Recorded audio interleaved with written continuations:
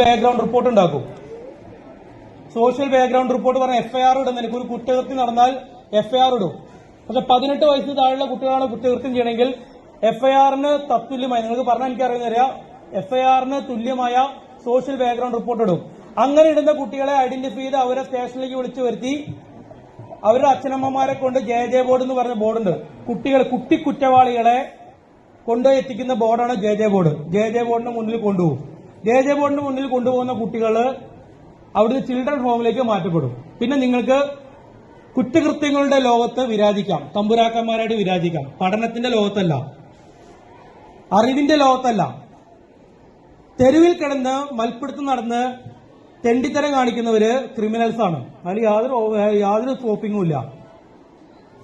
എന്റെ ഭാഷയിൽ ക്രിമിനൽസ് ആണ്, പക്കാ ക്രിമിനൽസ് ആണ്. അത് വിദ്യാർത്ഥികളായാലും കൊള്ളാം, വലിയവരായാലും കൊള്ളാം, ക്രിമിനൽസ് തന്നെയാണ്.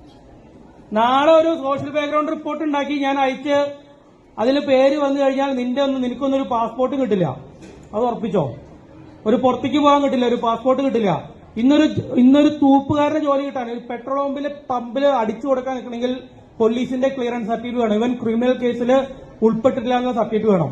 അവിടെ കമ്പ്യൂട്ടറിൽ ഒരു വട്ടം കയറി കഴിഞ്ഞാൽ പിന്നെ ജന്മമുണ്ടെങ്കിൽ നിങ്ങൾക്ക് ആ ക്ലിയറൻസ് സർട്ടിഫിക്കറ്റ് കിട്ടില്ല. PCC എന്ന് പറയും, പോലീസ് ക്ലിയറൻസ് സർട്ടിഫിക്കറ്റ് കിട്ടില്ല. ഞാനൊരു കൂലിപ്പണിക്കാരന്റെ മകനായിട്ട് ജനിച്ചതാണ്, ജീവിച്ചതാണ്. എന്റെ അച്ഛന് കൂലിപ്പണിയായിരുന്നു.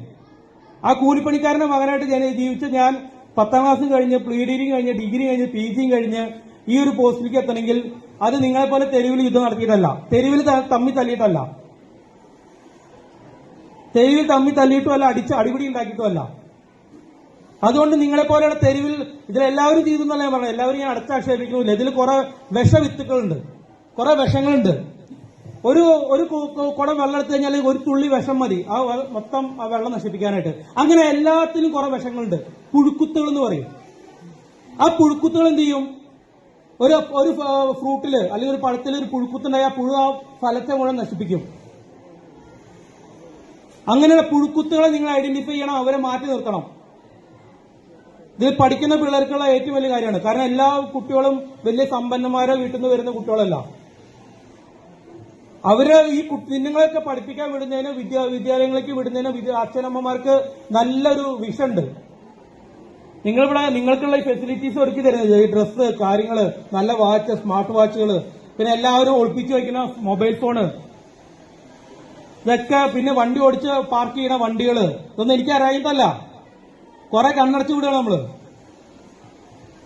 കാരണം നിങ്ങളെ പോലുള്ള ആളായിട്ട് മൽപ്പിടുത്തം നടത്താൻ നമുക്ക് സമയമില്ല, താല്പര്യമില്ല. പക്ഷെ അതാണ് വേണ്ടി വരിക എന്ന് വെച്ചാൽ അങ്ങനെ തന്നെ ഇടപെടും. ഇനി ആ ഒരു പരിപാടിയില്ല. നിങ്ങളുടെ സ്കൂളിൽ ഇപ്പോൾ ലാസ്റ്റ് ഒരാള് അദ്ദേഹം പറഞ്ഞു നാട്ടുകാരെ ഇടപെടുന്നു. ഈ നാട്ടുകാരുടെ ഇടപെടൽ കാരണം ഞാൻ ഇപ്പോൾ വന്നത് ഇവിടെ. നിങ്ങൾ റോഡിൽ കിടന്ന് തോന്നിയ ദിവസം കാണിക്കുമ്പോൾ നാട്ടുകാർക്ക് അത് പബ്ലിക് ന്യൂസൻസ് പറയും.